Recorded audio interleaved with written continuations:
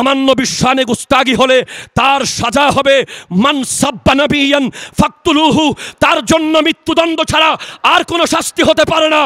আমাদের হিন্দু বৌদ্ধ খ্রিস্টান ভাইদের জানিয়ে দিতে চাই, এই ভারতবর্ষে যদি মুসলমানরা চাইতো, সুলতান শাহাবুদ্দিন মোহাম্মদ গৌরি চাইতো, খাজা গরিব নওয়াজ যদি চাইতেন, এই দেশে এই ভারতে কোনো হিন্দু থাকতে পারত না। অথচ ওনারা সেটা চান নাই। মুসলমানরাই হিন্দুদেরকে সবচেয়ে বেশি নিরাপত্তা দিয়েছে, দেবে, দিতে থাকবে। আমার নবীর শানে, সেটা ভারত হোক, সেটা আমেরিকা হোক, সেটা ইসরায়েল হোক, সেটা বিশ্বের যে কোনো পরাশক্তি হোক, যেখান থেকেই আমার নবীর শানে গুস্তাগি হবে, আমরা এই সুন্নি জামাতের পক্ষ থেকে জামেয়ার ময়দান থেকে একসাথে আওয়াজ দেব। তাদের বিরুদ্ধে যথাযথ ব্যবস্থা না নিলে আমরা প্রতিবাদ করতে বর্ডার ভাঙতে বাধ্য হব। ঠিক কিনা কথা? আমরা বাংলাদেশের মানুষ আল্লামা সৈয়দ আহমদ শাহ শ্রীকুটি রহমতুল্লাহ আলাইহির চেতনা ধারণ করি। আমরা জামিয়া আহমদিয়া সুন্নিয়া আলিয়া দেখেছি। এই ধারা আল্লামা শ্রীকুটি রহমতুল্লাহ আলাই বানিয়েছেন একমাত্র ইশকে রাসূল, নবীজির মুহাব্বতকে প্রতিষ্ঠিত করার জন্য। কারণ নবীর প্রেম হচ্ছে ইমানের মূল, নবীজির মুহাব্বত হচ্ছে ইমানের মূল। ঠিক কিনা কথা বলেন? বাবারা আমার, ওই ভারতে মুম্বাইয়ের দিকে যখন দলে দলে লক্ষ লক্ষ মুসলমান যাচ্ছে, তখন একজন মিডিয়া ব্যক্তিত্ব এক ব্যক্তিকে প্রশ্ন করছে, ভাই आपका कारोबार कैसे चल रहा है? आप सब तो मुंबई में जा रहा है, आपका संसार कैसे चल रहा है? आपका बिजनेस कैसे चल रहा है? ওই ব্যক্তির কথা শুনে আমার কলিজা তরতর করে কেঁপেছে, চোখের পানি আসতে বাধ্য হয়েছে। ওই ব্যক্তি বলছে, ভাই नबी के आगे कोई कारोबार नहीं है, नबी के आगे कोई संसार नहीं है, कोई बच्चा नहीं है, कोई बीवी नहीं है, कोई बाप नहीं है, कोई बेटा नहीं है, हम नबी को जान से भी ज्यादा मोहब्बत करते हैं। ওই ভাইয়ের সাথে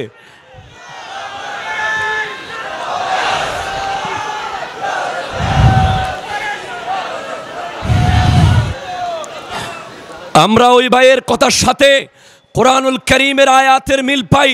রব্বুল আলামিন ইরশাদ করছেন, কুল ইন কানা আবাউকুম ওয়া আবনাউকুম ওয়া ইখওয়ানুকুম ওয়া আজওয়াজুকুম ওয়া আশীরাতুকুম ওয়া আমওয়ালুন ইকতারাফতুমুহা ওয়া তিজারাতুন তাখশাউনা কাসাদাহা ওয়া মাসাকিনু তারদাউনাহা আহাব্বা ইলাইকুম মিনাল্লাহি ওয়া রাসূলিহি ইলা আখিরিল আয়া।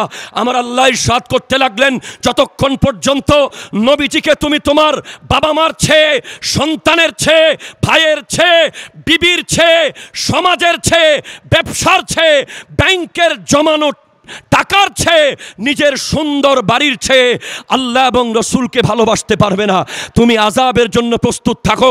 তার মানে নিশ্চিতভাবে বলা যায়, আমার দয়াল নবীকে আমরা বাবা মার চেয়ে বেশি মুহাব্বত করি, আমরা সন্তানের চেয়ে বেশি মুহাব্বত করি, আমরা ভাইয়ের চেয়ে বেশি মুহাব্বত করি, আমরা বিবির চেয়ে বেশি মুহাব্বত করি, আমরা ব্যবসা, নিজের বাড়ি, নিজের জমানো টাকা সব কিছুর চেয়ে বেশি মুহাব্বত করি। যদি প্রশ্ন করেন এই মুহাব্বত শিখলেন কোত্থেকে, এই মুহাব্বত মজবুত করলেন কিভাবে, উত্তর অবশ্যই দিতে হবে এই বাংলাদেশে আল্লামা সৈয়দ আহমদ শাহ শ্রীকুটি রহমতুল্লাহ আলাইহির কদম পড়েছে। বাংলাদেশের মানুষ ইশকে রাসূলকে শিখতে শুরু করেছে। ঠিক কিনা?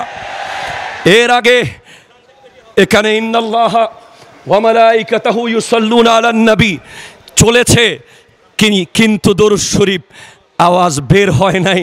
তার মানে আজ আমি আপনাদেরকে একটি কথা নিশ্চিত করে বলতে চাই, যারা আমাদের এই জুলুসকে নিয়ে কটাক্ষ করে, যারা আমাদের এই বিভিন্ন প্রোগ্রাম নিয়ে কথা বলতে চায়, তারা দেখুক আজ বাংলাদেশে সর্বপ্রথম ওই পুরোহিতের বিরুদ্ধে আওয়াজ উঠছে জামেয়ার ময়দান থেকে। কথা বলেন ঠিক কিনা? আমরা প্রতিবাদ করছি, প্রতিবাদ করতে যাচ্ছি, প্রতিবাদ করতে থাকবো। আমার নবীর শানে গুস্তাগি হলে তার সাজা হবে মান সাব্বা নাবিয়ান ফাকতুলুহু, তার জন্য মৃত্যুদণ্ড ছাড়া আর কোনো শাস্তি হতে পারে না, আর কোনো শাস্তি হতে পারে না। কারণ আমার নবীর ব্যাপারে বিশ্বের 173 জন বিধর্মী মনীষী আমার নবীর ব্যাপারে বলতে বলতে বাধ্য হয়েছেন, আমার নবীর চেয়ে শ্রেষ্ঠ কোনো জাত, কোনো বাবা, কোনো নবী, কোনো সন্তান, কোনো স্বামী, কোনো রিফর্মার, কোনো ব্যক্তি কৃতিত্ব এই পৃথিবীতে কখনো আসেনি, আসবে না। আমার নবী এই পৃথিবীর সর্বশ্রেষ্ঠ। এবং সর্বশেষ কথা বলে যাই যে আমার নবীজিকে আল্লাহ শুধু রাসূলুল্লাহ বললে যথেষ্ট ছিল, রাহমাতাল্লিল আলামিন বলেছেন। সুতরাং আমাদের হিন্দু বৌদ্ধ খ্রিস্টান ভাইদের জানিয়ে দিতে চাই, এই ভারতবর্ষে যদি মুসলমানরা চাইতো, সুলতান শাহাবুদ্দিন মোহাম্মদ গৌরি চাইতো, খাজা গরিব নওয়াজ যদি চাইতেন, এই দেশে এই ভারতে কোনো হিন্দু থাকতে পারত না। অথচ ওনারা সেটা চান নাই। মুসলমানরাই হিন্দুদেরকে সবচেয়ে বেশি নিরাপত্তা দিয়েছে, দেবে, দিতে থাকবে। আর যেই ব্যক্তি আমার নবীর শানে গুস্তাগি করে, তার কোনো ধর্ম থাকতে পারে না, সে সন্ত্রাস, সে বাতিল, সে বেঈমান, সে মুনাফিক, সে কাফের। কথা বলেন। আল্লাহ পাক আমাদেরকে এগুলো বোঝার তৌফিক দান করুক। আসসালামু আলাইকুম ওয়া রাহমাতুল্লাহি ওয়া বারাকাতুহু।